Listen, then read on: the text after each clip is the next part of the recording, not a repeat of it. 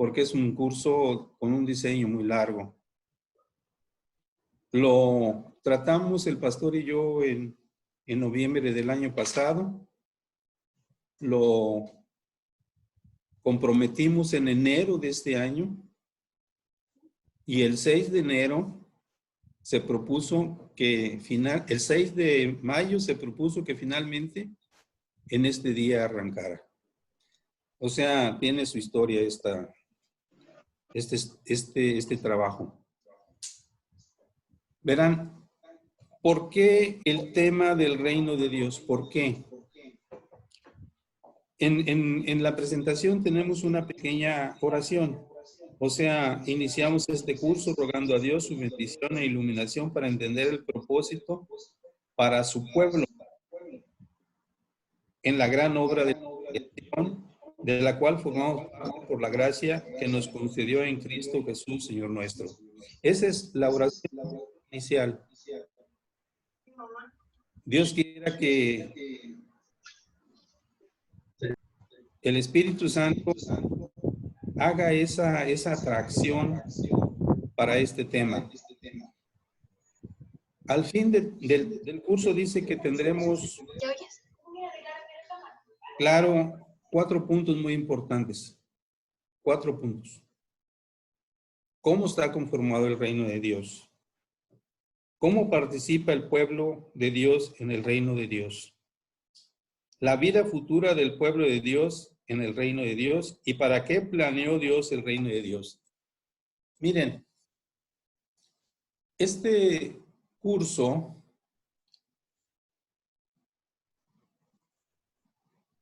fue motivado por un libro de un maestro, un teólogo, de nombre Graham Goldsworthy. De allí vino la idea de compartir este tema. El libro no tiene todos los detalles que tiene este curso. El libro es una panorámica. El libro se llama Evangelio y Reino. Y es una panorámica de lo que es el Evangelio y el Reino. Aquí está desglosado, tomando algunos puntos de este pastor, de este maestro. Dice, seguimos en el tema siguiente, en el párrafo siguiente, porque ahí vemos algo que vamos a comentar. Me propuse que escribiéramos todo para que ustedes lo tuvieran de respaldo y después lo pudieran estudiar. También opté porque los versículos principales que vamos a escudriñar se escribieran en el texto para aprovechar el tiempo y no no distraernos en cierta manera buscando en la Biblia. Ahí van a estar. Hay versículos que están sin el texto, pero que esos versículos, durante un estudio que haga cada quien, los tienen que revisar porque refuerzan lo que nosotros estamos viendo. Eso es muy importante. Solamente en algunos casos que algún hermano diga, oiga, podríamos ver los versículos que están aquí, que no están transcritos, los vemos. Porque, ya les digo, tienen el propósito de reforzar y además de fundamentar de lo que estamos hablando. Pasamos al párrafo siguiente, donde dice, en el tema del reino de Dios, se verán varios temas de la Biblia que van involucrados en el reino de Dios. Dice, pero ciertamente cada uno de ellos requerirá posteriormente mayor profundidad, como por ejemplo, tiene varios temas ahí, o varias doctrinas, el pecado, el perdón, el arrepentimiento, la fe y otros. Dentro de este estudio vamos a ver muchos temas, variados temas, pero no los vamos a ver a profundidad. Los vamos a ver con cierta profundidad.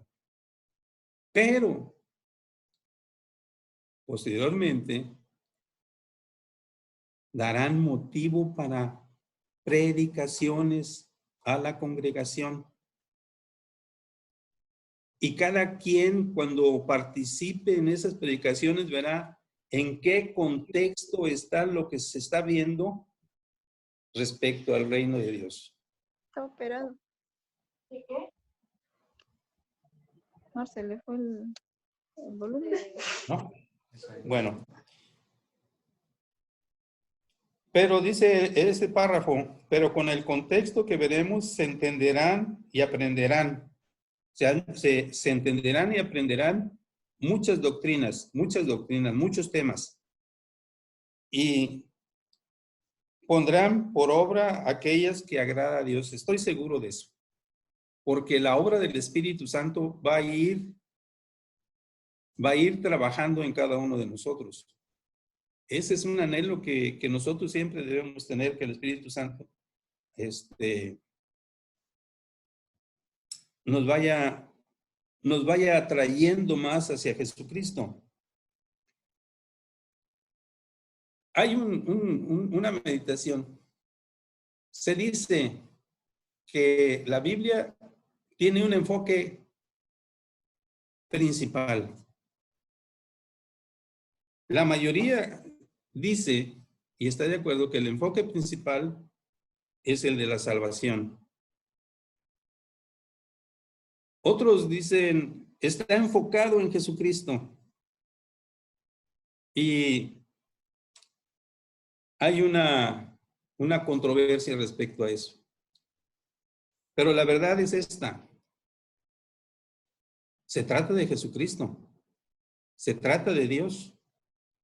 Se trata de la salvación. Pero la salvación, ¿para qué? O sea, la salvación ¿es todo lo de la Biblia? No. La salvación tiene un propósito. Y la salvación involucra muchas doctrinas, muchos temas. Pero la salvación en la meditación principal es ¿para qué? Cristo nos va a salvar, ¿para qué? Y es ahí donde surge un tema que es el del reino de Dios. Si el reino de Dios no se debe imponer ese tema, debemos aclararlo, no se debe imponer. El tema que se imponga es porque Dios quiere que nosotros entendamos eso. Pero vuelvo a insistir, la salvación de Jesucristo, ¿para qué es? ¿Nada más quedarnos en la pura salvación? No, la salvación tiene un propósito extraordinario que vamos a ver en este curso. Ir al reino de Dios. Siguiente párrafo. Vamos a usar una estructura para interpretar la Biblia.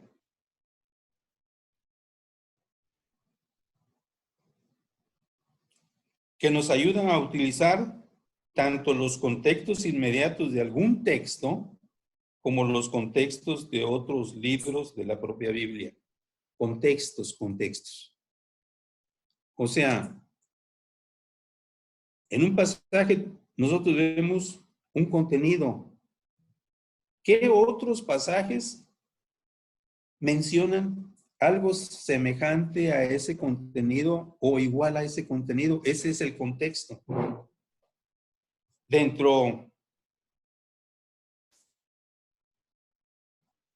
Dice aquí, inmediatos de algún texto, como los contextos de otros libros de la propia Biblia. Aquí vamos a ver eso y se va a entender qué estoy diciendo. Porque cuando se predica, no se habla de contexto. se habla de paralelismo. Este pasaje es paralelo a, pero en realidad son contextos. Y esos contextos, dice aquí, cuyos contenidos nos ayudan a la comprensión en el propósito de la Biblia. Ese es la esencia de usar contextos, porque nos ayudan a clarificar cuál es el propósito de la Biblia. Dice, expongamos un caso para que lo entendamos. Vamos a... Ajá. Dice, la creación perfecta hecha por Dios en Génesis 1, 2, 3. Esa era una creación perfectísima. No había las palabras que ahora usamos del ísimo, pero eran muy buenas, dice Dios. Vio Dios que todo era muy bueno, o sea, buenísimo. Y entonces, Él reposó de su obra, reposó. Más adelante vamos a ver eso, de reposó, porque luego no quedamos muy bien, muy conformes con la explicación que nos puedan dar, pero lo vamos a sustentar con la propia Biblia para entender, reposó. Lo vamos a ver en el tema 9, fíjense, hasta por allá vamos a ver el contenido, el propósito o lo que quiere entenderse, debe entenderse de que reposó Dios de su obra.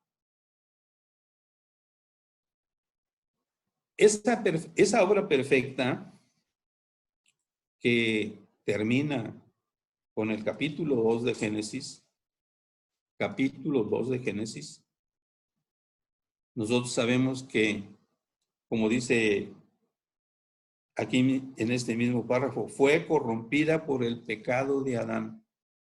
La perfección de la obra hecha que se termina en el capítulo 2, hasta ahí estaba todo perfecto. En el capítulo 3 viene la caída de Adán en el pecado. Y toda la creación es corrompida, toda. Por causa del pecado. La perfección de Dios la echó a perder el pecado. Y por causa del pecado, dice el siguiente párrafo, por causa del pecado, Dios emitió juicio y Adán y Eva fueron expulsados de Génesis, de Edén, y lo vemos en Génesis del 8 al 24. Fue expulsado. Una situación muy triste, ¿eh? Sí, decía un pastor que era una de las situaciones más tristes para el hombre, haber sido expulsado del bien que Dios había hecho con Adán y Eva. Y dice Romanos, para que nos demos cuenta del asunto de cómo quedó la creación, dice Romanos 8:22, que como por cierto no está transcrito, lo tienen ustedes que ver para ver qué es lo que dice realmente el versículo y cómo está en el contexto de ese mismo pasaje de Romanos. Aquí lo vamos a ver eso más adelante, mucho más adelante lo vamos a ver eso. Porque dice Romanos 8:22 que Dios sujetó a la creación a vanidad por causa del pecado. Vanidad. O sea, vana completamente la creación. Vana. Sin substancia, sin contenido, en un estado deplorable, vano completamente todo. O sea,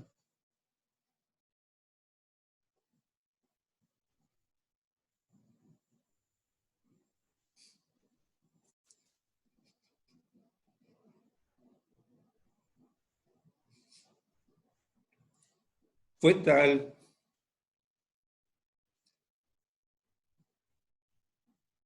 tal el efecto que causó a Dios ese hecho de pecado, que Él mismo sujetó a la creación a un estado muy deplorable. Incluso en el pasaje le dice en el pasaje de Génesis 3, 8, 24, le dice a Adán que por causa de él es maldita la tierra.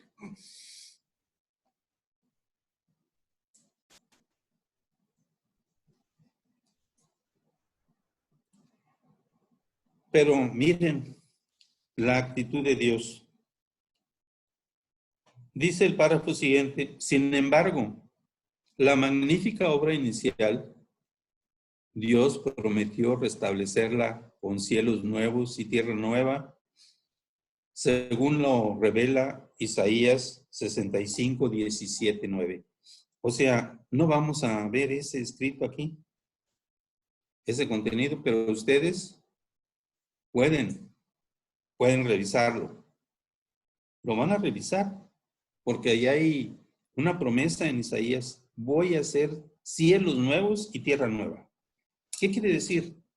El propósito que tenía Dios al principio para la creación, nadie se lo iba a interrumpir. Nadie. Y entonces dice: voy a hacer cielos nuevos y tierra nueva. Tenía una intención en esa promesa. La intención es que lo que Él había creado en Edén, lo iba a renovar. Lo iba a renovar.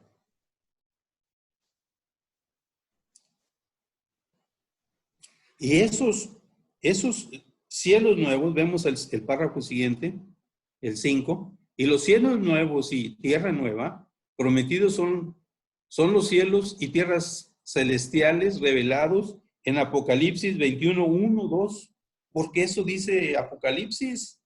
Bueno, entonces, ¿qué pasó con la tierra, con toda la creación que fue sujetada a vanidad? Dijo Dios: yo voy a hacer cielos nuevos y tierra nueva.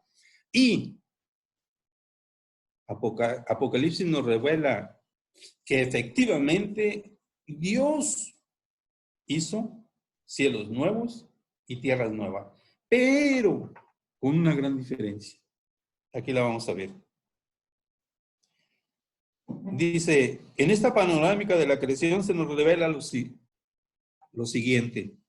O sea, estamos haciendo un contexto que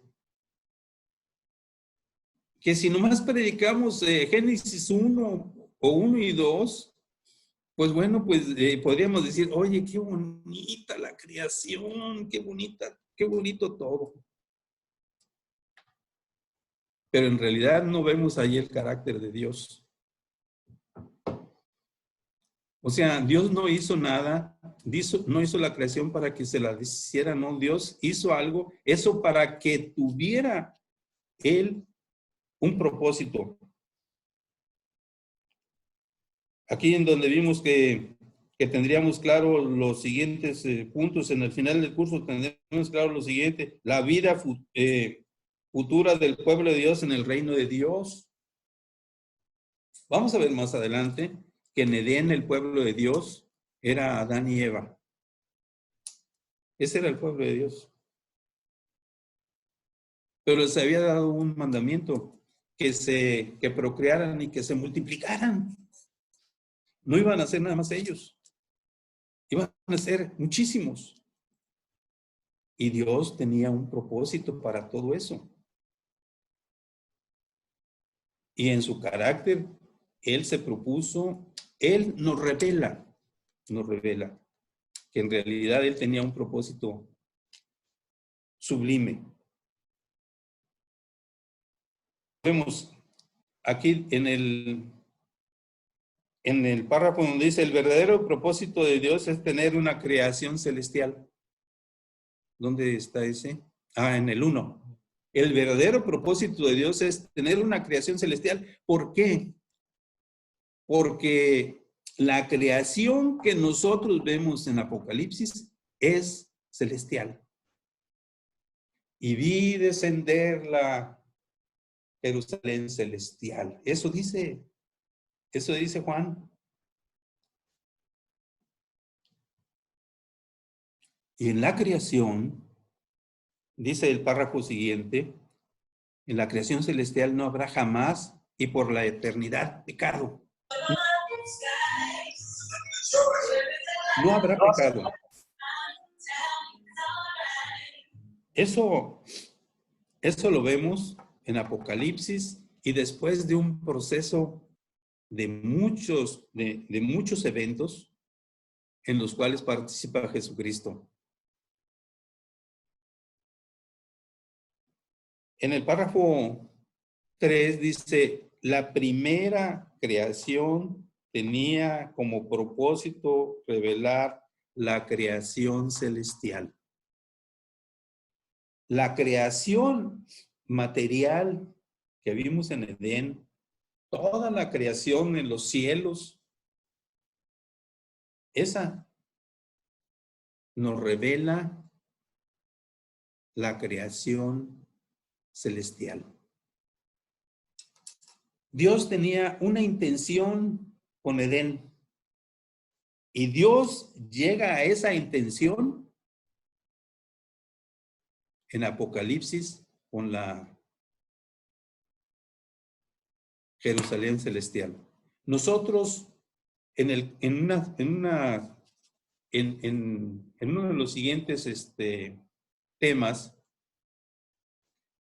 vamos a ver cosas muy interesantes que luego en la panorámica, si no tenemos la panorámica, no las entendemos, no las vemos, no las encadenamos.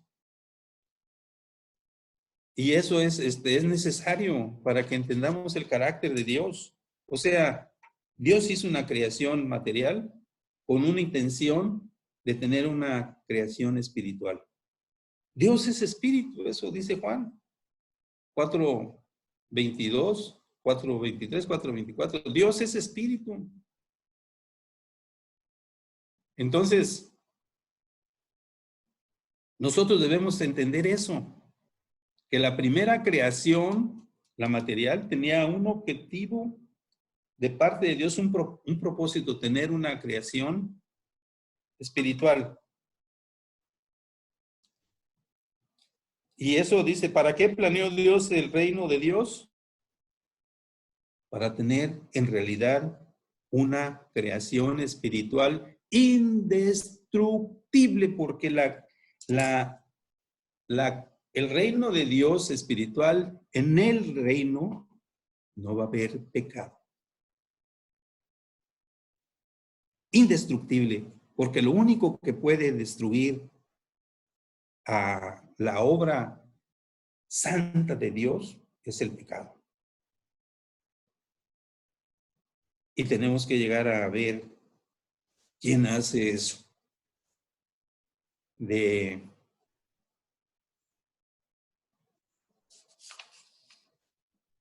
hacer la creación perfecta nuevamente, porque era perfecta materialmente, pero ahora va a ser perfecta. Ya está la creación perfecta. Falta nada más que se cumpla todo para que sea haya la creación perfecta, haya el reino de Dios perfecto.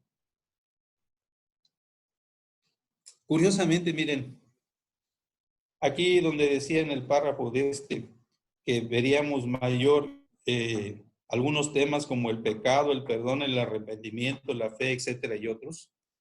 No vamos ahí porque ustedes lo pueden revisar.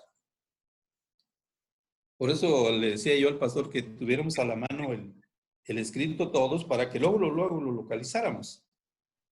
Seguramente que, porque para mí se me dificulta regresar este aparatito y avanzarlo, etcétera, etcétera. Yo no sé, algunos podrán tener mucha habilidad, pero es mucho problema regresarnos y avanzar, etcétera. Pero dice, se tratarán con cierta profundidad, pero ciertamente cada uno de ellos requerirá posteriormente mayor profundidad, como por ejemplo el pecado.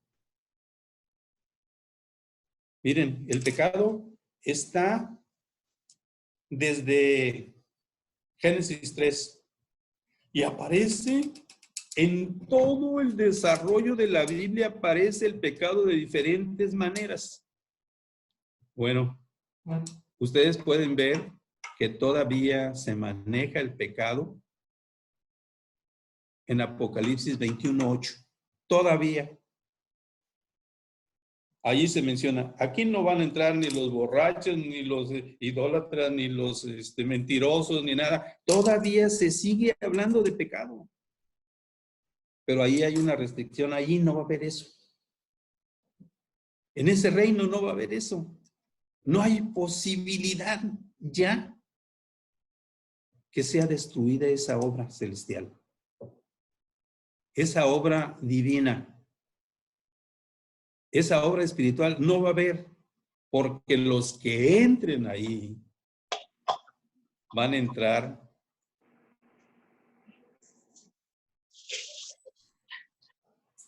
con un corazón semejante al corazón de Jesús. Jesús nunca pecó. Los que van a entrar ya no pecarán. Nadie puede engañar a Dios para entrar allí. Nadie lo va a engañar. Dice James Goldsworthy que lo mejor que uno puede tener aquí en la vida, lo mejor que uno puede tener en la vida es la seguridad de que vas a entrar al reino de los cielos. Ese es lo mejor. Todo lo demás puedes tenerlo o no puedes tenerlo. Pero esa seguridad de entrar al reino de los cielos te va a producir a tu alma un amor hacia Dios, hacia Jesucristo.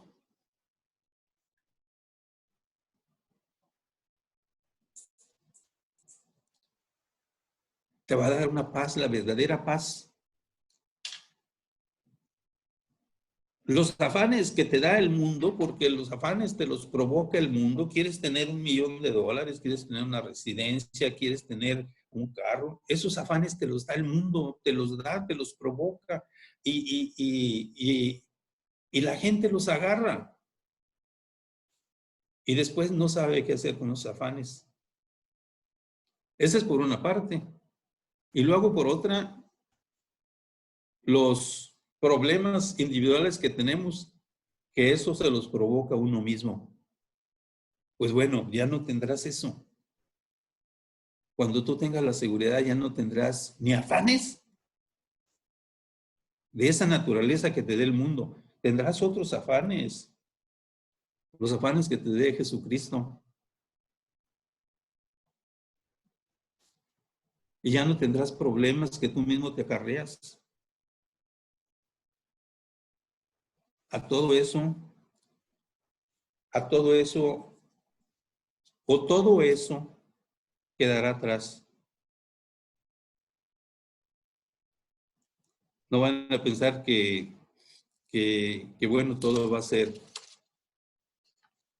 color de rosa, no, claro que no, porque ni Cristo aquí tuvo la vida color de rosa. Va a haber afanes que Dios te va a dar, va a haber pruebas que Dios te va a dar, Pero tú vas a estar consciente de eso en la comunión con Él.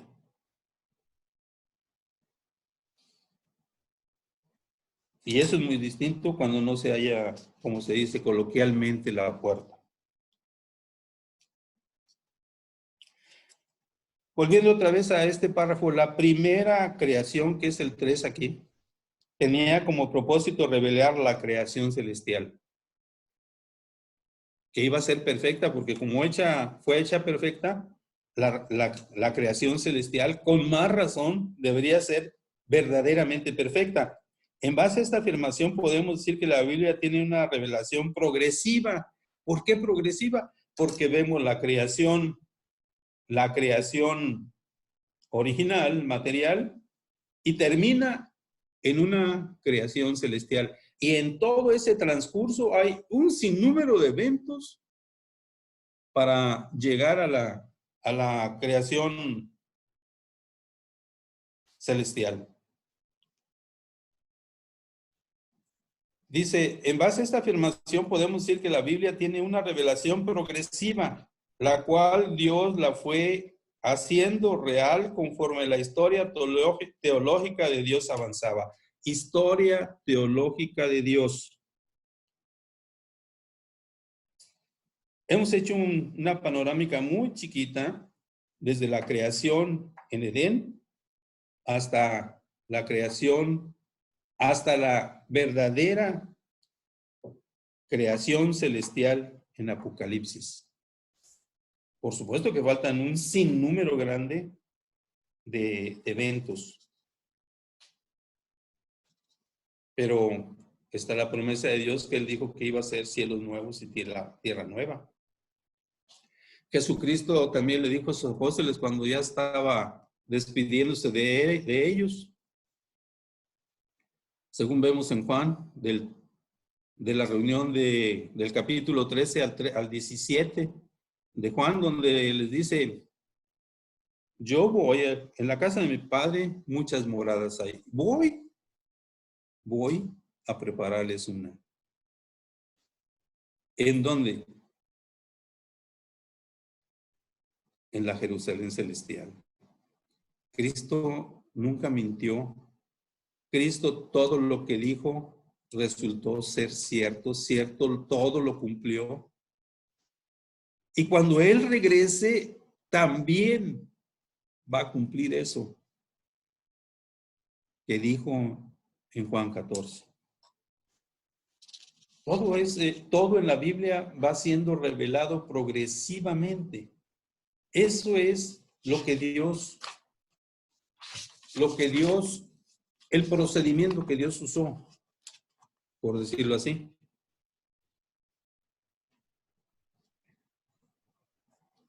Pasamos al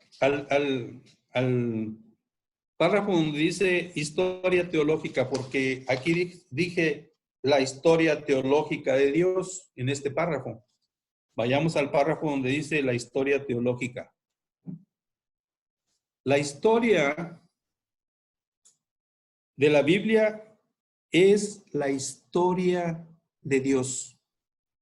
No es la historia de ningún personaje, es la historia de Dios. Lo que Él ha querido revelar. ¿Dónde está aquí? No lo veo. Aquí está. La historia de la Biblia es la historia de Dios y lo que Él ha querido revelar. Lo que Él ha querido revelar. Nada más ni nada menos. En realidad se trata de Dios. La historia teológica se trata de Dios. Se trata de Dios. De lo que Él hace, de lo que Él ha hecho y de lo que Él hará para lograr su propósito. Esa es la verdadera historia de la Biblia, la historia teológica. Cuando oigan historia teológica, se refiere a ese concepto, la historia de Dios. Porque esta es una historia de Dios y tenemos que predicar y tenemos que enseñar acerca de esa historia. Aquí, entre paréntesis, puedo decir, a veces tomamos personajes de la Biblia para predicar, pero la Biblia no fue hecha para predicar sobre personajes. En todo caso, sobre el único personaje que se debe predicar es Jesucristo. Pero agarramos a fulano, agarramos a David, agarramos a Salomón, agarramos a Natán, agarramos a personajes y empezamos a predicar de ellos. Y eso es una desviación. Imagínense que la Biblia estuviera compuesta con puras historias de esas para enseñarnos. Eso no es posible, eso no es así. Tenemos que concentrarnos en lo que es Dios, tenemos que conocer bien a Dios. Se trata de Dios.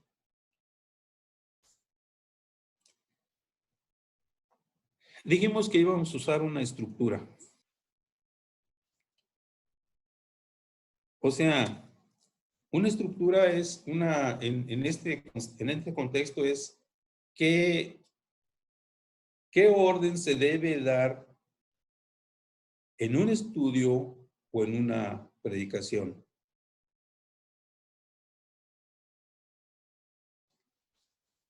Todos los predicadores usan una estructura, todos.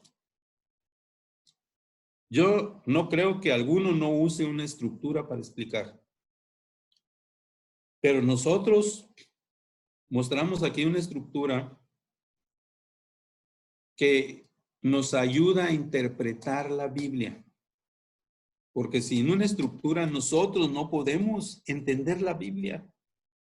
No podemos agarrar una partecita de la Biblia y hacer una gran predicación sin un contexto adecuado para entender. Al usar la estructura propuesta u cualquier otra estructura que use algún predicador para interpretar la Biblia, nos confronta con varias dificultades. En especial la que nosotros vamos a usar. La que nosotros vamos a usar. No es muy usual. Ningún predicador nos muestra la estructura. Es difícil que un predicador la muestre, aunque sí algunos la muestran. Segunda, por lo general los predicadores no nos muestran la estructura. Algunos sí dicen, esta predicación va a estar compuesta de esto, de esto, de esto y de esto. Esa es una estructura. Pero tampoco hablan de los contextos que nos ayuden a entender la Biblia. Tercera, el tercer problema que confrontamos, o tercera dificultad que confrontamos. Para la comprensión de algún tema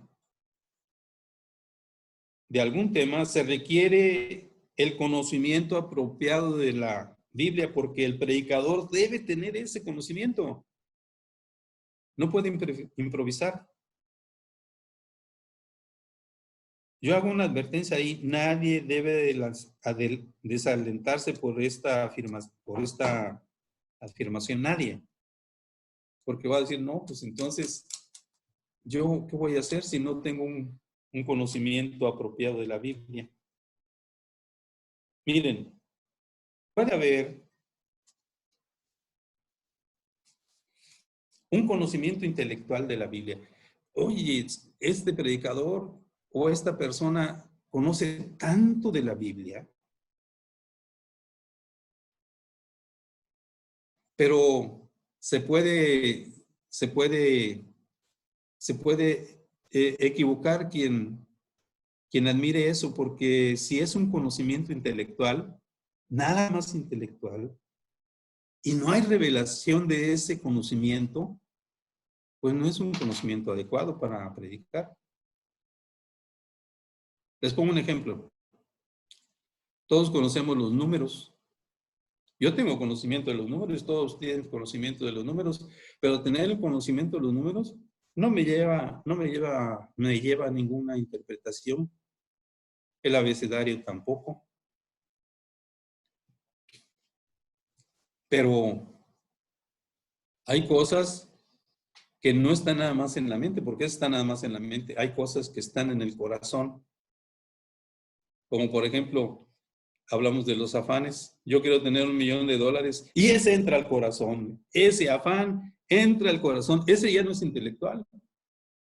Ese está en el corazón.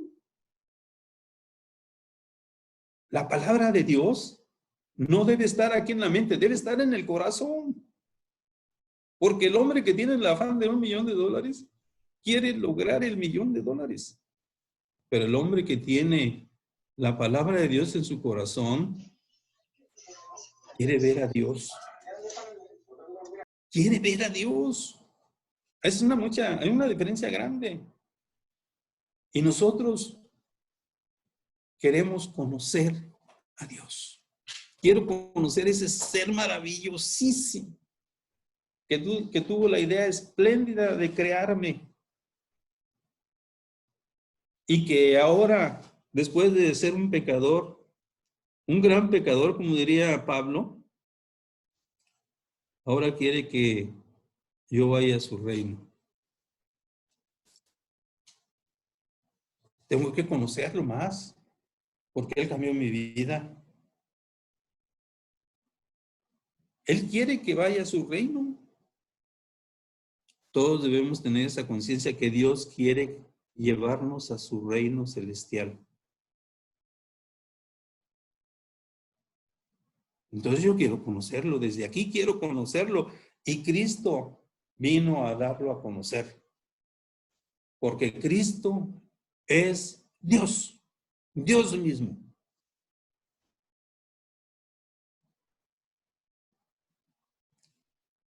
Entonces, continuando con este párrafo, el Espíritu Santo es poderoso para ayudar a los llamados de Dios. Esa es una palabra muy importante, llamados de Dios.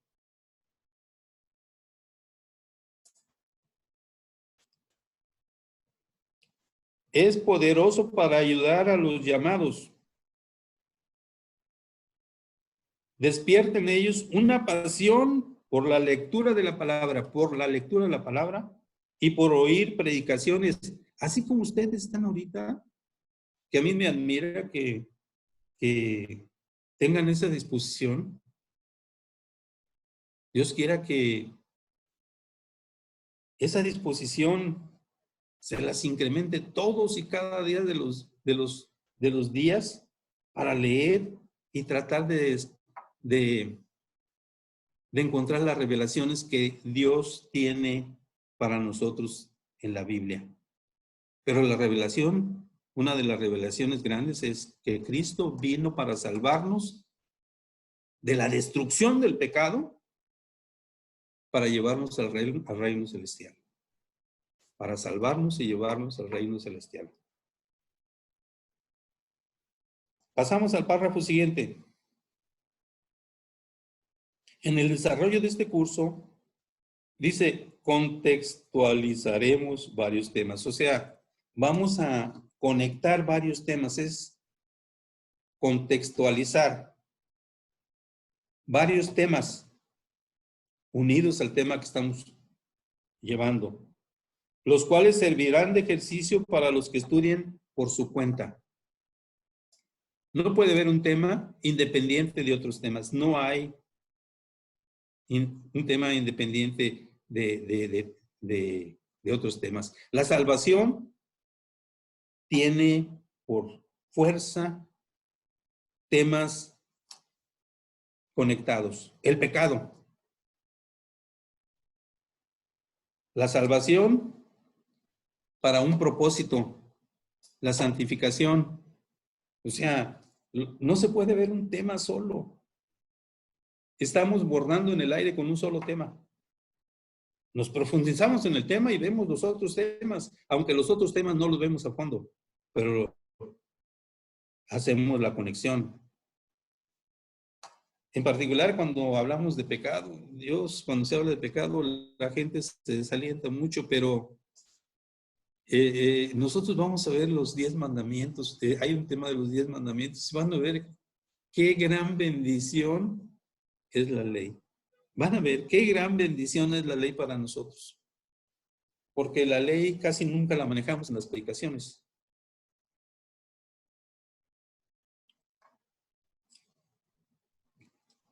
Dice el siguiente párrafo: tenemos que acostumbrarnos al contexto, ya que es necesario para entender la profundidad de la obra de Dios. Hablar nada más de la salvación es verdaderamente, ¿qué me llena que me hablen de la salvación? Tienen que llevarme a donde dice, mira, te está salvando Cristo del efecto del pecado destructor, porque destruyó toda la creación, también destruyó tu alma. Pero Cristo vino para regenerar tu alma. Como dice Juan 3, para que vuelvas a nacer espiritualmente. Para eso vino Cristo. Entonces, dice, tenemos que acostumbrarnos al contexto, ya que es necesario para entender la profundidad de la obra de Dios. Solo consideremos esto. Miren, del Antiguo Testamento se predica muy poco. Todo se enfoca en el Nuevo Testamento. Pero en el párrafo siguiente dice esto: el Nuevo Testamento está escondido en el Antiguo Testamento. Lo vamos a ver aquí. Miren, en el Antiguo Testamento, dice el maestro Pablo Hoff, que es un teólogo, y dice la verdad. Génesis es un libro del Antiguo Testamento. Y Pablo Hobbes dice, Génesis es el semillero de las doctrinas que llegan al Nuevo Testamento. Génesis. Allí inició la creación material. Allí inició la vida. Allí inició el matrimonio. Allí inició el pecado. Allí inició la promesa de la redención en Génesis 3:15. Allí inició la formación del pueblo de Dios por medio de Abraham. Allí inició todas las doctrinas de la Biblia. No hay una doctrina que no se encuentre en Génesis. ¿Por qué no vamos entonces a ver el Antiguo Testamento? Que se revela en el Nuevo Testamento, todo se revela en el Nuevo Testamento. Lo que está escondido del Nuevo Testamento en el Antiguo Testamento se revela en el Nuevo Testamento. Así que no son independientes. Están íntimamente relacionados por una cosa, por el carácter de Dios, por su voluntad. Dice el párrafo siguiente, si un tema se trata en un solo contexto, queda incompleto. Pues no se revela la panorámica de la historia teológica. Por eso decía yo en un principio, hablamos de la creación y nos exaltamos muchísimo y nos quedamos muy complacidos. Pero esa creación, primera creación, se destruyó. Ya no quedó nada. Pero ahora ya sabemos que hay una nueva creación. Ya está la nueva creación, lo vamos a ver, ya está. Eso dice Hebreos 12, ya está. Juan tampoco miente en Apocalipsis, ya está. La nueva creación ya está. Está esperando nada más que se cumpla todo el plan de Dios para que se haga efectivo. Dice, pongamos otro ejemplo de la salvación. Leo el siguiente párrafo. A ver si lo podemos cambiar. Cuando se tiene conciencia de la necesidad de la salvación por la condenación de la ley por causa del pecado, la ley condena por el pecado. Está bien claro. Yo dije que hace ratito que la extraordinaria ley nos bendice y como que contraviene esto. No, porque el que no anda en pecado no sabe lo que tiene en la ley. No sabe. Aquí lo vamos a ver. El que anda en la ley tiene bendiciones increíbles.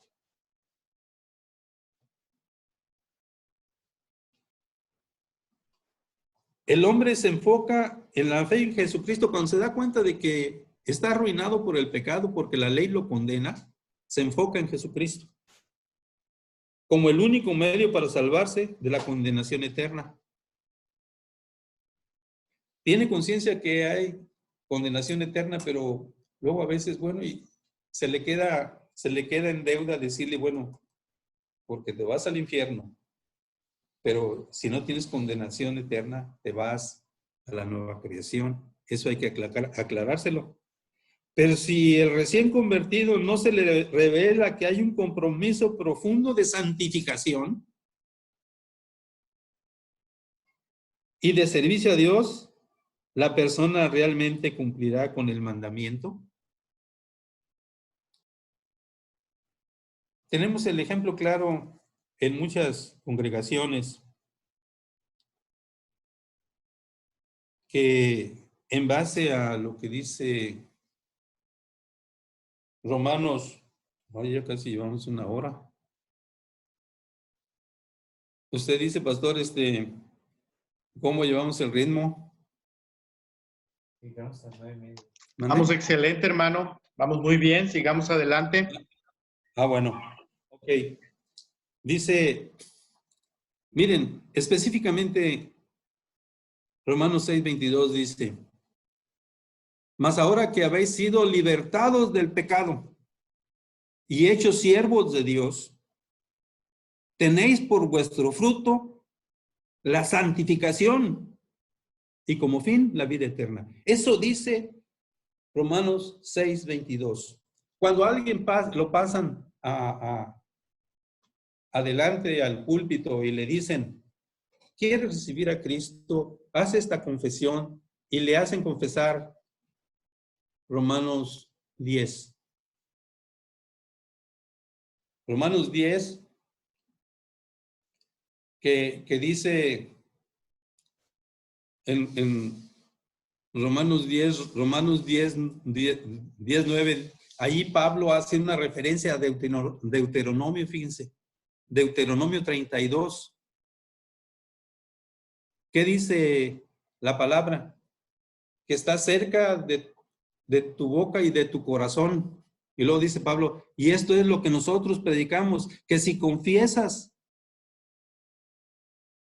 que Jesucristo es el Señor y crees en tu corazón que Dios lo levantó de los muertos, serás salvo, porque con el corazón se cree para justicia.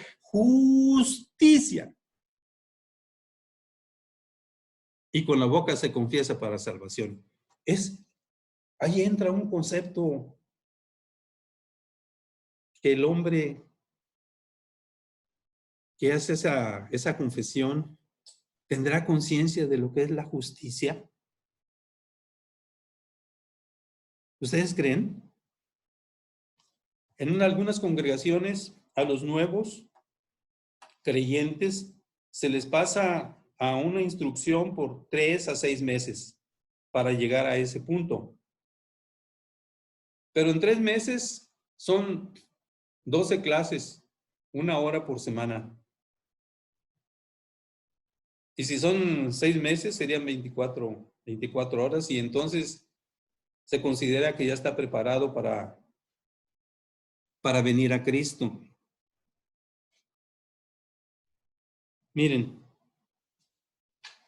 una panorámica de esos versículos en Romanos. En Romanos 10 que acabamos de ver. En el Romanos 11:5 dice, fuiste escogido por gracia. Se le habrá enseñado a ese hombre o a esa persona que fue escogido por gracia, porque esto dice Romanos 11:5. Y Romanos 9, Pablo dice que hay una elección y nos muestra la elección de Jacob en vez de Esaú. Y Dios dice, yo escojo al que quiero. O sea, no es porque es arbitrario, es por alguna razón. A ese hombre se le debe decir, ¿sabes qué? Tú fuiste elegido entre muchos para llegar a este punto. En el capítulo 9 de Romanos dice eso. Pero en el capítulo 8 dice, mira, a los que antes conoció, los predestinó. Y a los que predestinó, llamó. Y a los que llamó, justificó. Y vuelve a aparecer la palabra justicia. Y a los que justificó, los llamó para hacerlos, para glorificarlos en semejanza a la glorificación que tiene Cristo.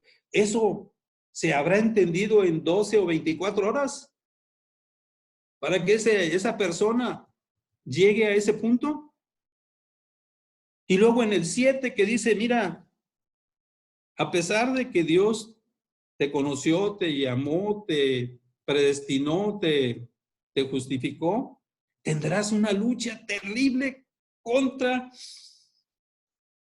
el pecado. Eso dice Romanos 7, porque Pablo dice, porque lo que quiero, no hago. Y lo que no quiero, eso hago.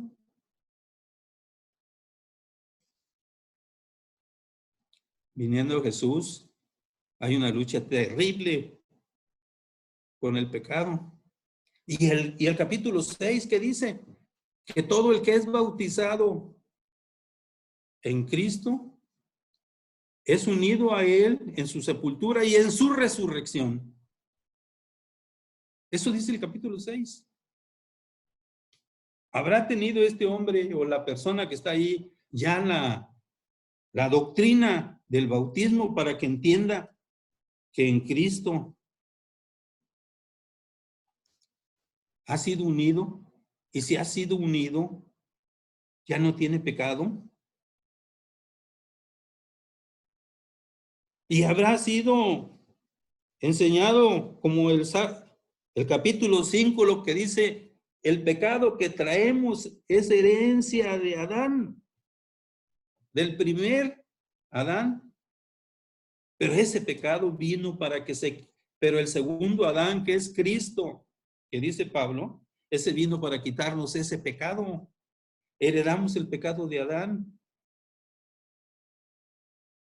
Y el gran proceso de la justicia, de la justificación de Dios está en el capítulo 3 de Romanos. Y se le habrá explicado. Mira, tú tienes que tener fe en el sacrificio de Cristo que vino a la cruz y murió por tus pecados. Y si tienes fe en que se llevó tus pecados, tú eres justificado delante de Dios, tienes justicia de Dios. Y el concepto de la justicia de Dios es tan profundo que no se puede explicar en 12 ni en 24 horas. Es un proceso grande. ¿Y qué dice el capítulo 2? Que Dios entregó al pecado a todos aquellos que estaban equivocados. Los que andábamos en pecado, Dios nos dejó que pecáramos hasta que Él tomaba cartas por decirlo así, en el asunto de mi vida. Pero el capítulo 1 está lo brillante, el Evangelio.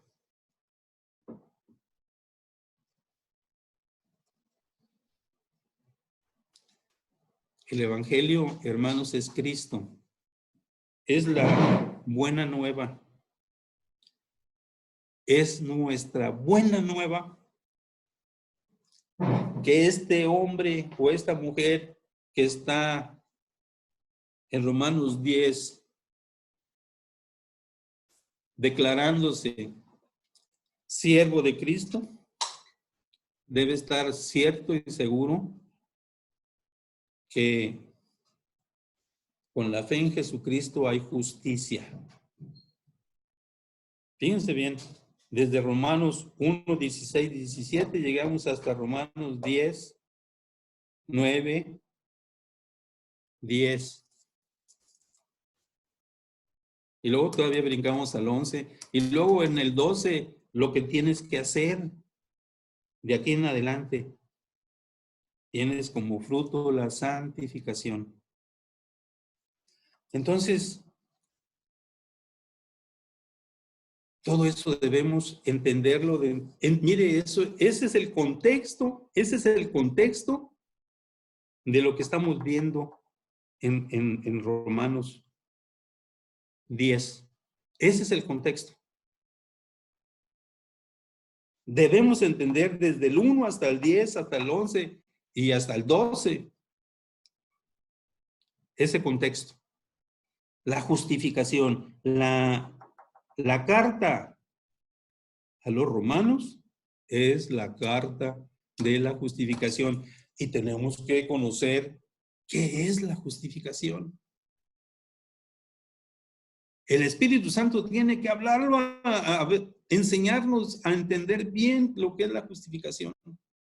Y nosotros vamos a ver en este curso bien lo que es la justificación, porque temas de esos son tan importantes que se tienen que ver bien. Dios permita que nosotros podamos ver bien a fondo lo que se ha preparado. Volviendo al párrafo donde que dice, pongamos otro ejemplo, la salvación. Me traslado, dice, pero si al recién convertido no se le revela que hay un compromiso profundo de santificación, que ya lo vimos, y de servicio a Dios, santificación porque dice, y tenéis por vuestro fruto la santificación. Dice, y de servicio a Dios, ahí no dice como que no. Dice, mas ahora que habéis sido libertados del pecado y hechos siervos de Dios. ¿Cómo que no? ¿O para qué fuimos siervos de Dios? Para servirle. ¿La persona realmente cumplirá con el mandamiento? Sed santos porque yo soy santo.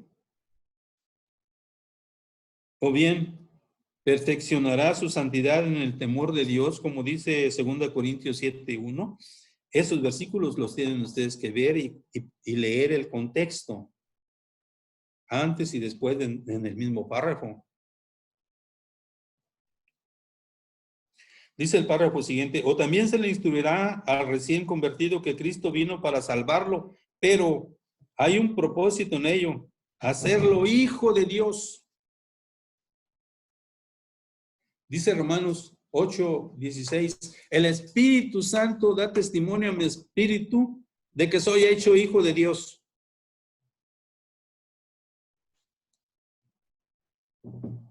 Ahora, ¿tenemos realmente esa conciencia de que ya soy hijo de Dios? El Espíritu Santo me ha dado esa conciencia de que yo soy hijo de Dios, que ya pertenezco al pueblo de Dios para poder estar en su reino, para que viva en la eternidad en el reino celestial. Eso es muy importante, mucho, muy importante. Aquí yo, en el párrafo que sigue, pongo una esperanza que aquellos que reciban el curso completo curso completo. Tengan en su corazón la gracia inmensa de Dios en Cristo Jesús para nosotros. La gracia inmensa de Dios en Cristo Jesús para nosotros. Cristo es nuestra gracia más grande que hay de parte de Dios. Vamos a ver el concepto de la gracia, porque el concepto de la gracia tiene que quedar claro para nosotros. Tal vez al final del curso también podamos decir, oye, pues vimos que en la Biblia está la pura gracia de Dios. Aparte del reino, está la gracia de Dios. Sí.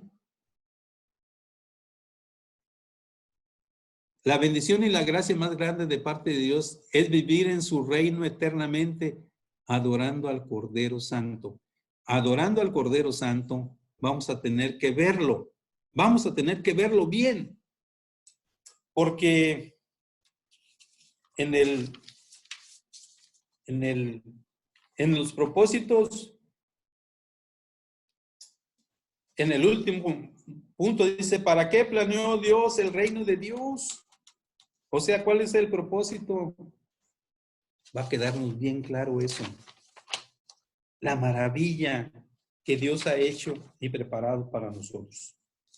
Hasta aquí termina este comentario, los comentarios en respecto a esta introducción. Le decía al pastor que yo quería hacer una pequeña plática acerca de la estructura que ya se les mandó para interpretar la Biblia, pero depende cómo se sientan.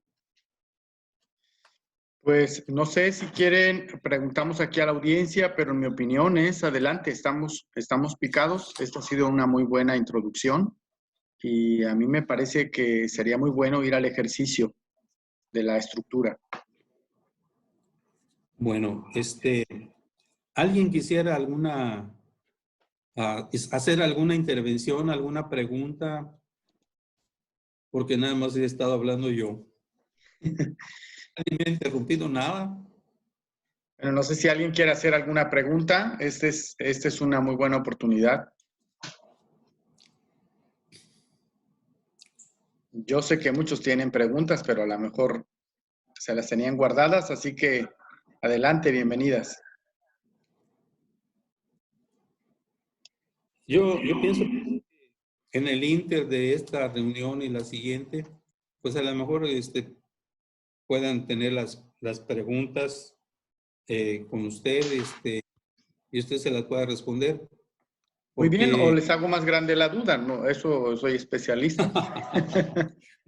no. Sí, podemos redactar No. las preguntas y podemos presentarlas, algunas que podamos resolver en corto, podemos hacerlas.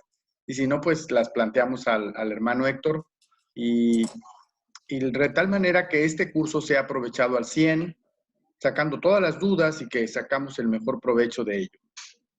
¿Están de acuerdo? ¿Alguien que quiera dar una opinión? Y si no, pues vamos a la estructura, hermano. Se me dice que quedan anonadados.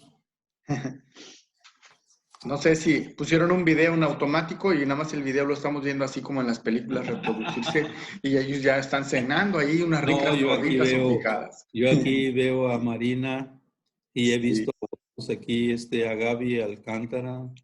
He visto a otros aquí, o sea que están muy atentos. Sí. No sé si quieren abrir su cámara y así los vemos. Bien, gracias hermano Evaristo. Gracias Nancy, gracias Sveidi. Gaby Alcántara, muy bien. Charito, Luis Mejía, Gaby, hermano Víctor, Dina, Nancy Prado. Yo quisiera hacer una aclaración. Dice mi mujer que hablo así muy fuerte y que muy regañón, pero la verdad es que no es así. Ese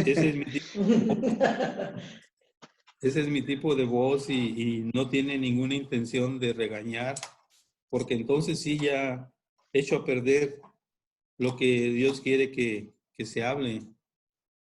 Debe crearse un estado de confianza, de relación, de comunión. O sea, nuestro propósito es hacer hermanos en Cristo, hacer hermanos del pueblo de Dios, no es otra. Que reciban lo que Dios quiere que reciban. No lo que yo quiera que reciban, sino lo que Dios quiere que reciban. Bueno. Una pregunta. Con este curso, vamos a tener como tareas para desarrollar y para poder hacer lo que usted dice de contextos de estudios, pero para nosotros, desarrollarlos pues, pero nos lo va a dejar como tarea. Mira, Nancy, ¿eres tú, verdad, Nancy? Sí.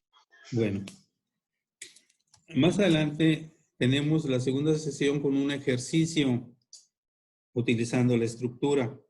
Ahí está en el programa. ¿Por qué?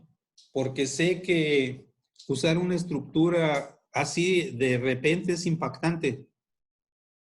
Cuando a mí me la enseñaron, dije, Dios mío, ¿qué es esto? Tardé 2 o 3 años en más o menos empezar a tomarle el hilo. Aquí espero que se tome con menos tiempo. El ejercicio que vamos a hacer en la siguiente reunión, primero Dios, tiene como propósito que se vea cómo está esa relación de la estructura.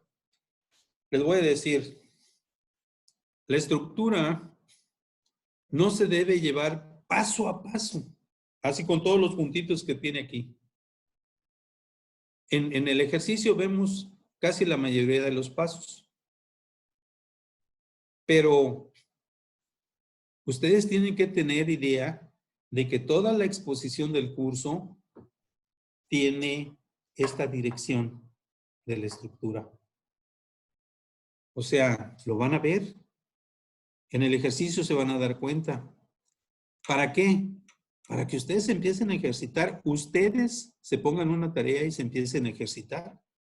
Ahorita, en Romanos, vimos esta estructura, ¿eh? Vimos esta estructura.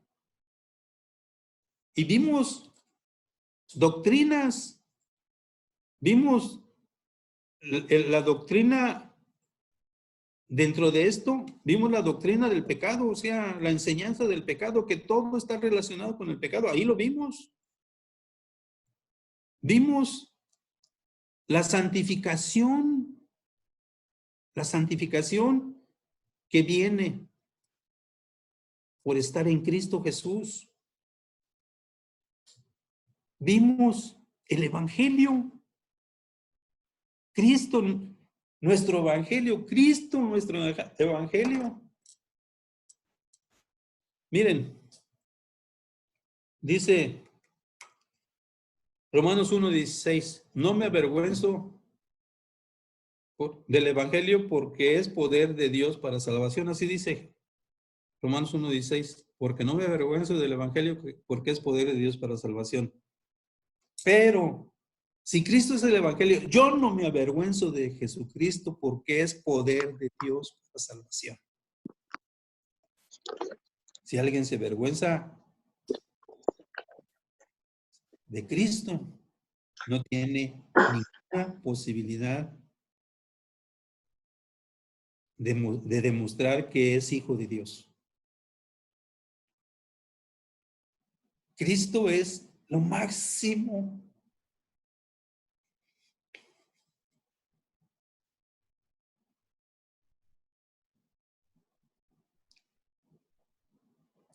Que hemos recibido de parte de Dios. Y eso lo vamos a ver. No, lo que yo espero, Nancy, es que ustedes como como vimos en uno de los párrafos, agarren una pasión. Si tienen pasión, la mantengan por oír predicaciones, por leer la palabra, por preguntar, para que vayan creciendo en el conocimiento de Dios. Aquí lo importante es conocer a Dios. Ya ahorita hemos visto, hemos conocido a Dios. Dios tiene unos propósitos indestructibles. Esa es una. Y Dios cumple todos sus propósitos. Él no es hombre para que mienta, ni hijo de hombre para que se arrepienta. Está bien claro eso. O sea, esas palabras ahí en Números no están dichas nomás así para rellenar. No, es efectivo. Cuando Él dijo que iba a enviar a su hijo, lo envió. Cuando Él dijo en Isaías 53 que iba a recibir un castigo terrible,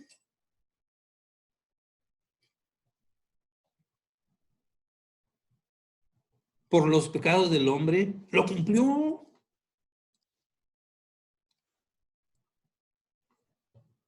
Tenemos que llegar a esa conciencia de conocer a Dios en su carácter. Y si Dios es por nosotros, como se usa con mucha frecuencia en la iglesia, si Dios está con nosotros, ¿qué más? ¿Quién contra nosotros? ¿Quién contra nosotros? Amén. Eso es ser un hijo de Dios. Eso es ser un hijo de Dios. Esa palabra está acá en el corazón. No debe ser intelectual, está en el corazón.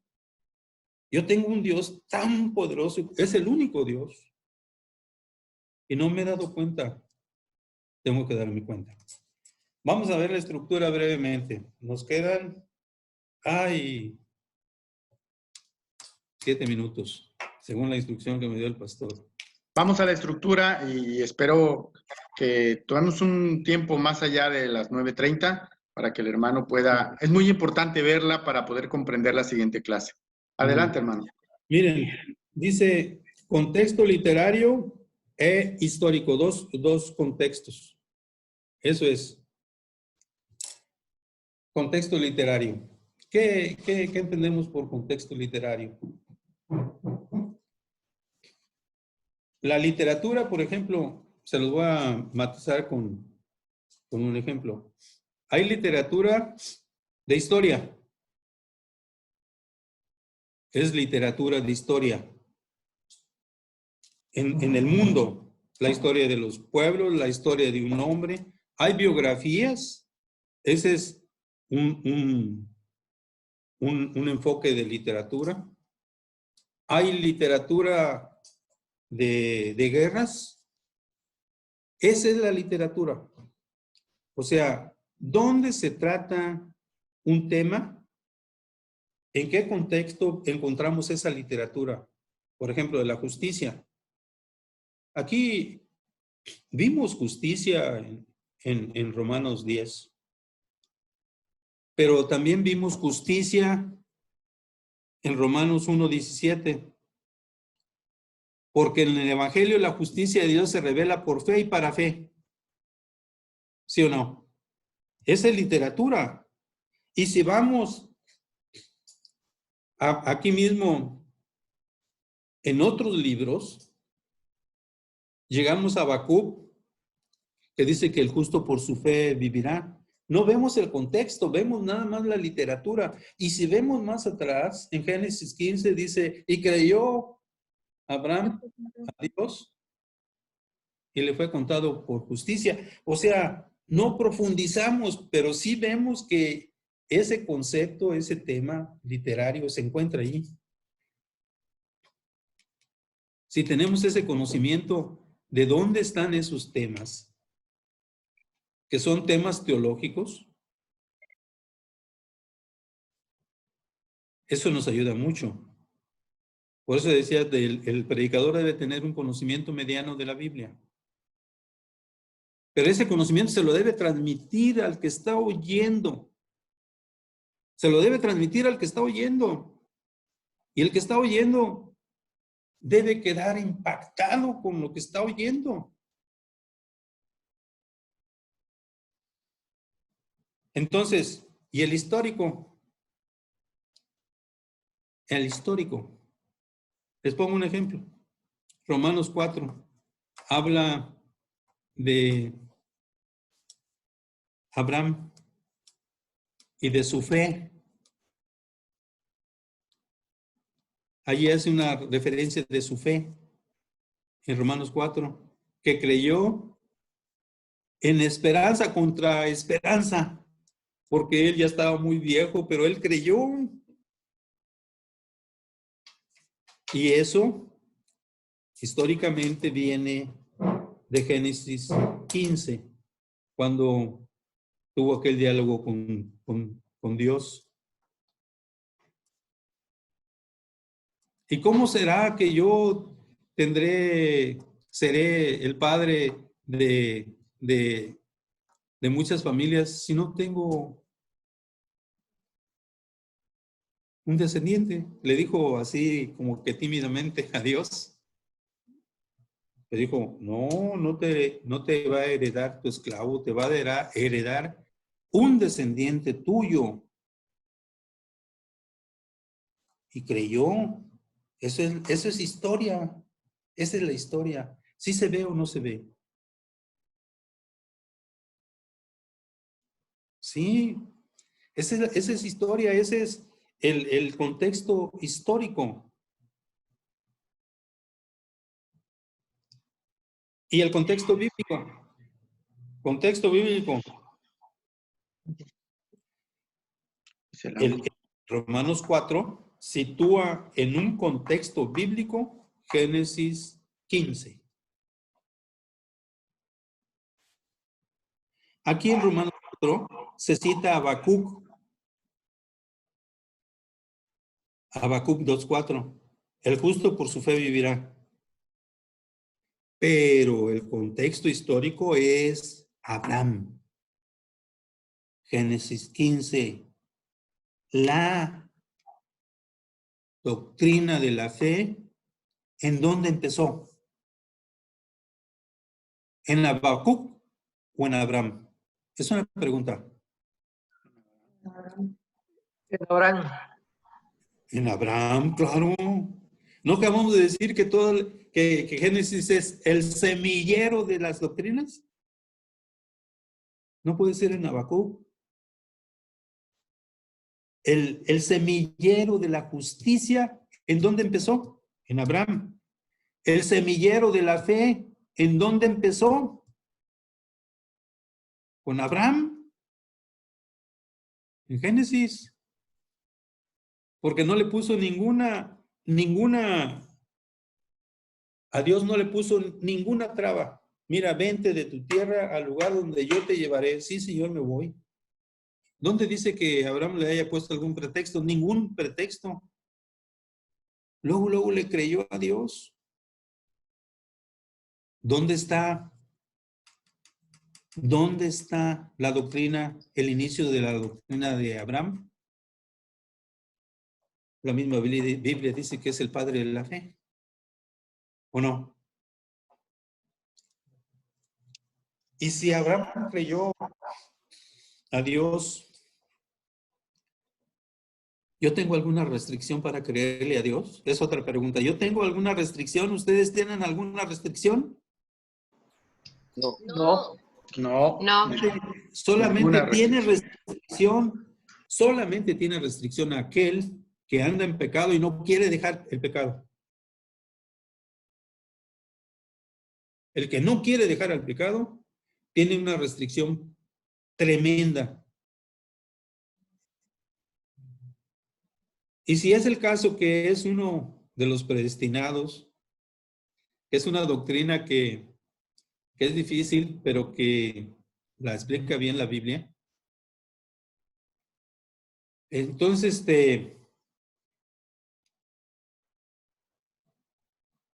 aunque sea predestinado y esté en el pecado y no quiera dejar el pecado, lo va a dejar.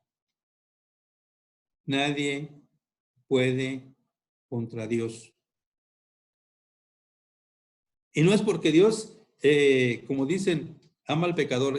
Dios no ama al pecador. Dios ama al que ya ha dejado el pecado. Dios no ama al pecador. Esto es mentira. Al que ama es al que ha dejado al pecado. Es como si Dios conviviera con el pecado y Dios no puede vivir con el pecado de ninguna manera.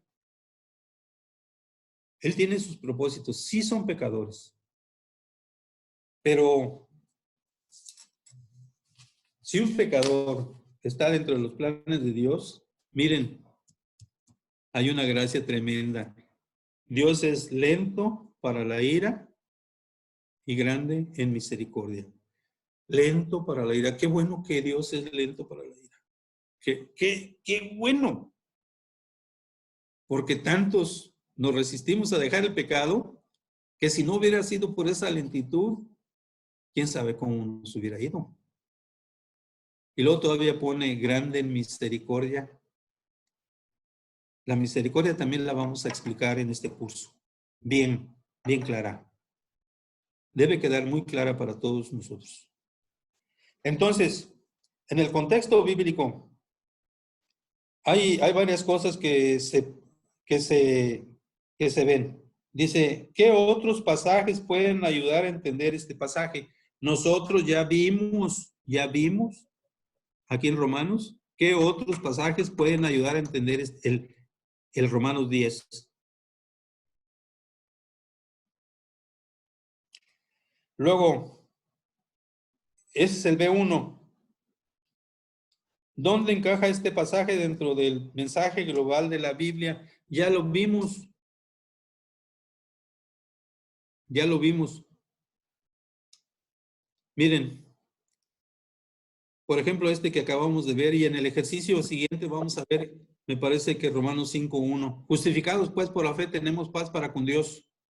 Justificados pues por la fe.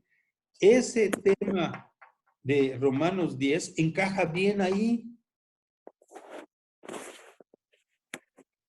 Y encaja bien en Romanos 1:17. Porque en el Evangelio la justicia de Dios se revela por fe y para fe. Todo eso seguramente que en muchas predicaciones se ha manejado, pero no se resalta, no se puntualiza. Pero si el predicador hace uso de esas relaciones, para el que recibe la predicación, la palabra, le está dejando una huella imborrable. La aplicación, es muy importante la aplicación. Miren, de lo más importante está abajo. ¿Qué aplicación podemos hacer para nosotros? Y por lo tanto, ¿qué respuesta debemos de dar? ¿Qué aplicación podemos ver para nosotros? Y por lo tanto, ¿qué respuesta debemos de dar? En el ejercicio en el comentario de Romanos 10, la aplicación, yo debo andar en santidad. Esa es mi respuesta. Y hay otra respuesta, debo servir a Dios. Que por lo general, muchos pensamos que ir a la congregación, a la predicación es como los católicos. No, pues ya vine y cumplí, ya nos vamos. Yo ya cumplí con el día del reposo. El día del reposo lo vamos a explicar en el tema 9. Muy bien, esperamos que muy bien. Para que nos sirva de consuelo, de enseñanza. No dejen de congregarse cuando ya se normalice la situación. No dejen de congregarse en el día del reposo. Hay gran bendición en eso. La batería se está gustando. Aquí dentro de esta estructura hay una palabra que dice en A1, hay palabras que requieren entendimiento teológico. Sí. Hablamos de la justicia y nosotros vamos a hacer una exposición acerca de la justicia para que quede claro, porque no hay palabra tan importante, de las más importantes dentro de la Biblia, que la justificación. Ese es realmente el plan de la estructura, y ese plan lo llevo tanto en el ejercicio que vamos a hacer como en la exposición, porque ustedes verán que vamos a conectar con otros pasajes conforme esta estructura para que se entienda todo bien. Ahora sí, como dice ahí al final de la otra exposición. Gracias.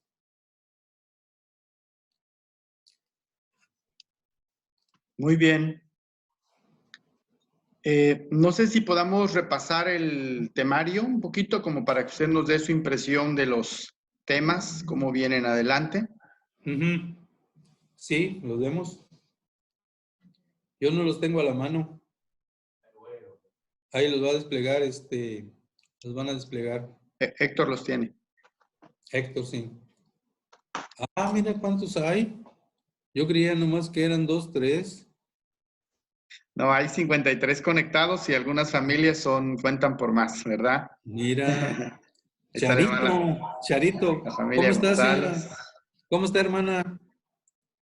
Charito, ¿cómo está? Muy bien, hermano. Dios le bendiga. Amén. Mire, qué gusto verla. Gracias, igualmente. Ya me quitaron toda la planilla. Qué bonito se veía, ¿verdad? Sí. 1, introducción al curso. El 2 es el ejercicio que vamos a hacer usando la estructura de Moclames. Es un colegio australiano. Y me gusta mucho esa estructura. 3. Y vamos a hacer un ejercicio con un pasaje con Éxodo 19, 1, 6. Un ejercicio. Y a lo mejor ese sí lo hacemos en 1 hora. Y el 4 dice, Dios, Rey de su pueblo. Miren, ¿quiénes saben que Dios es el Rey nuestro? ¿Quiénes saben? Todos deben decir que ustedes saben que Dios es nuestro. Sí, sabemos. Y más cuando, Amén. Amén. más cuando decimos el Rey de Reyes y Señor de Señores, refiriéndonos a Jesucristo. Pero el propósito de este tema es que ustedes tengan la conciencia de que tenemos un rey. Y el rey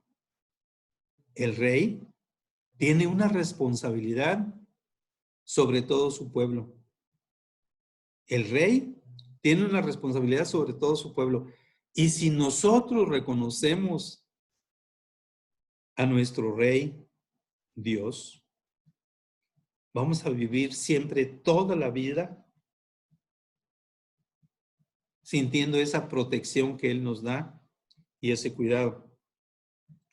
Vamos a ver un tema en el 5, pacto entre las naciones de la antigüedad en la región de la que hoy se conoce como Tierra Prometida, o con que hoy se conoce como Medio Oriente, o lo que es la Tierra Prometida. Ustedes pueden decir, bueno, ¿y eso por qué? ¿Para qué? ¿Qué me va a instruir? Pues sí nos va a instruir, porque nos vamos a enfocar en Deuteronomio en muchas partes. Deuteronomio es un libro que está redactado como un pacto en semejanza de esas naciones. Si nosotros no tenemos claro lo que es un pacto, no vamos a entender el tema, a ver, el tema 7, me parece, sube al 6 y el 7. Primero vemos el reino de Dios en el 6, en Edén. Vamos a descubrir que allí estaba el primer reino que Dios hizo aquí en la tierra. Y el único reino que hizo. Y luego en el 7 vemos el pacto en el reino de Dios. Hay un pacto.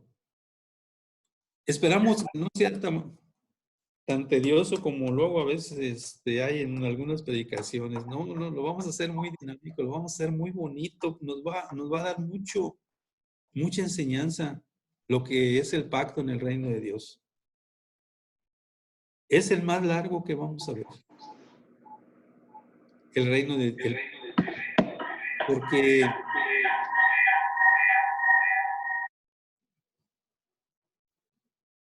por definición el pacto es muy bueno, muy bonito, porque habla de las obligaciones que tiene Dios para con nosotros y habla de nuestras responsabilidades que tenemos para con Dios.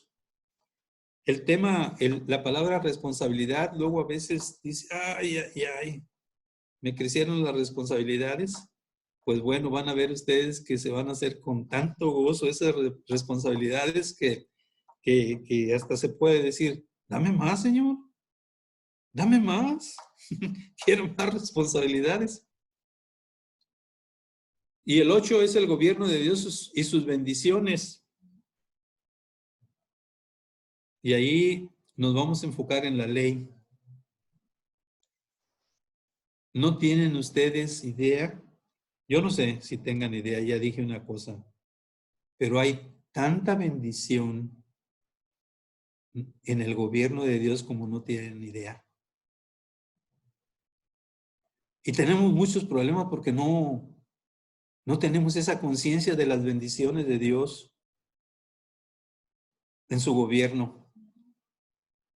Los 10 mandamientos los vamos a ver como panorámica. Nada más me voy a enfocar en uno. Porque la aplicación de los 10 mandamientos, en la aplicación hay mucha bendición. Pero a mí personalmente, el mandamiento que está dentro de la ley, el cuarto mandamiento, referente al día del reposo, guardaréis el día del reposo, es un mandamiento que no es moral, fíjense bien. Honrarás a tu padre y a tu madre. O sea, no los debes deshonrar.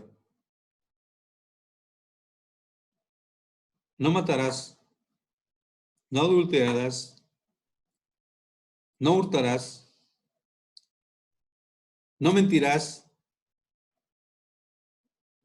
No levantarás falsos testimonios. No codiciarás. Pero honrarás el día del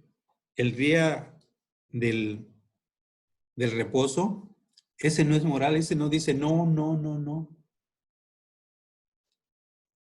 No pertenece al tema moral.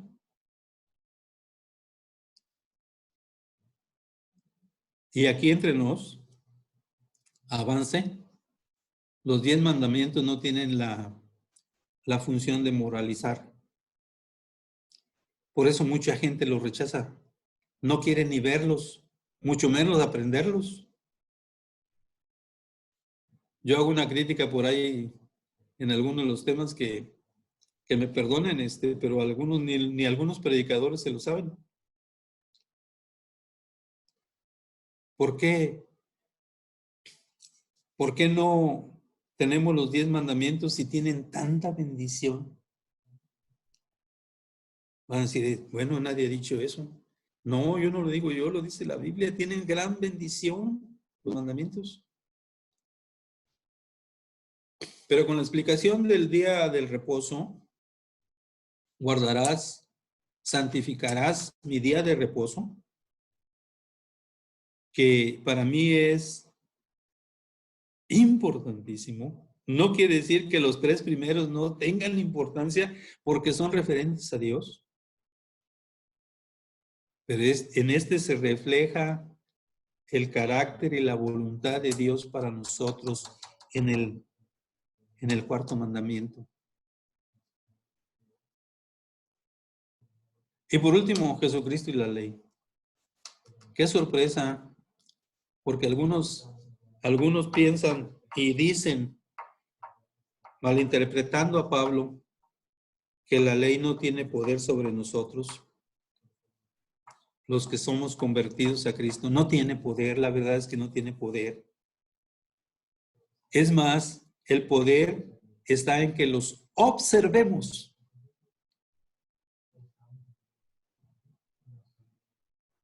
Espero que Dios permita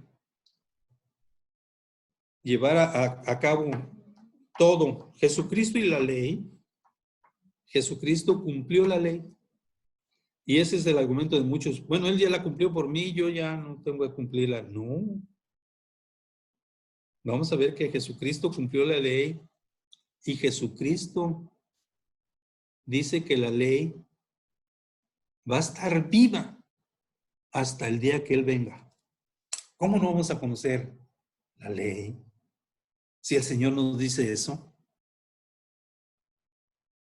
Para entrar al reino de los cielos hay que estar pendiente de la ley hasta que venga el Señor.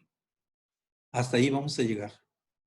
Y antes ya hemos de haber entrado al reino de los cielos. En el curso del curso. Pero no podemos estar diciendo, no, yo ya entré al reino de los cielos y ya no pasa nada. No.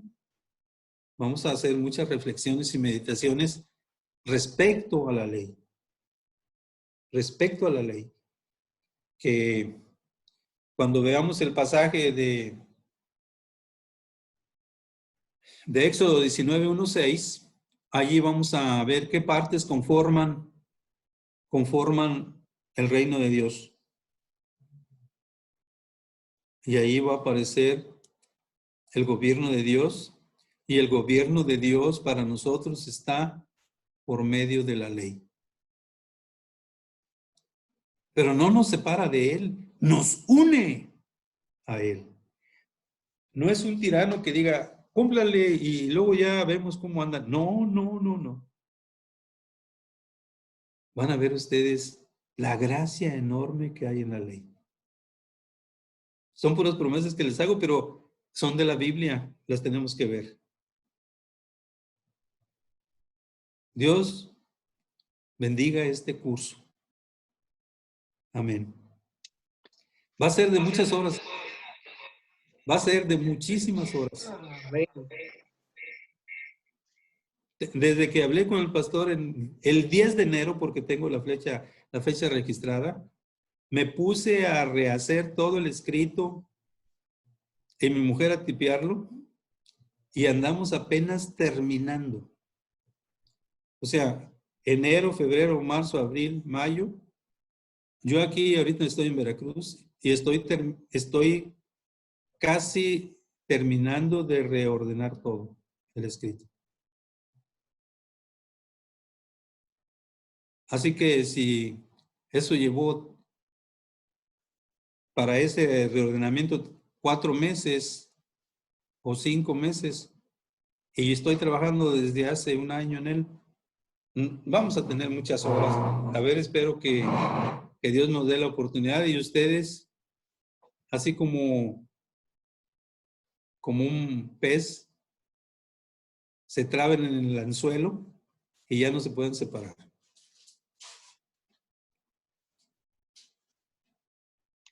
Ahora sí, pastor, muchas gracias. Excelente, hermano.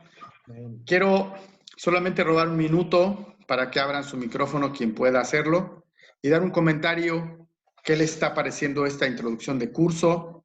¿Y qué les deja esta noche? Y luego terminamos. ¿Les parece bien? ¿Alguien quiere dar una opinión?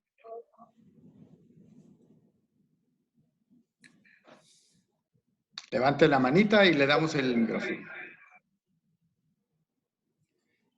Hermana Alicia, yo creo que quiere hablar. Pues es un gusto tenerlo, que nos dé este curso, hermano Héctor. Yo ya lo he escuchado en otras pláticas, en otros cursos, y siempre es muy edificante que usted nos dé palabra de Dios. Muchísimas gracias por este curso que nos está dando. Dios le bendiga. Gracias, Gracias. hermana. ¿Alguien quiere dar otra opinión?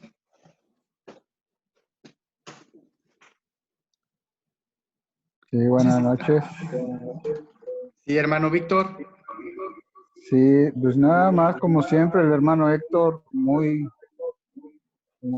concreto en lo que nos explica, muy detallado. Y créame que dice que son muchas horas las que vamos a pasar, pero pues como ahorita se pasó muy rápido, no creo que sea tan pesado.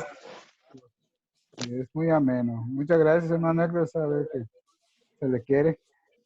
Muchas gracias. Miren, Dios se le bendiga. acabó.